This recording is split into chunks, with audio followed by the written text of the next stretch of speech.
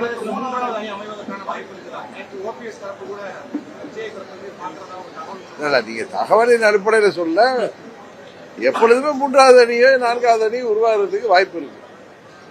மயிலாடுதுறை நான் யதார்த்தத்தை சொல்றேன். ஆனா முதலமைச்சர் ஒத்துக்கொள்ள மாட்டேங்காரு. ஒருதான் கேட்குது நம்மளால தமிழ்நாடு அமைதி பூங்காவா தான் சொல்லிட்டு இருக்காரு. ஆனா ஒரு காவல்துறையை சேர்ந்த காவலருக்கே பூக்களை அப்பால் வெட்டி உள்ளது. அதாவது அவங்க குடும்பத்துக்கு கொண்டே தமிழ்நாடு அமைதி பூங்காவா இருக்க தவிர யாருடைய உயிருக்கும் பாதுகாப்பு இல்லை.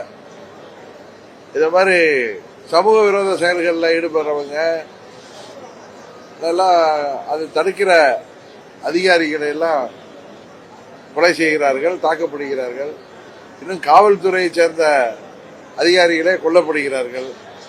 இதுக்கு மேல சட்டம் ஒழுங்கு இந்த தமிழ்நாட்டில் மோசமாகி கொண்டிருக்கிறது என்பதற்கு உதாரணம் தேவையில்லை. முதல்வர் 6 மாதம் கழித்து தேர்தலுக்கு பிறகு எல்லாம் சரியாயிடும். டயா பூஸ்டர் சுகருடைய ரிமோட் கண்ட்ரோல் இனி உங்க கையில. அனைத்து மருந்து கடைகளிலும் கிடைக்கும்.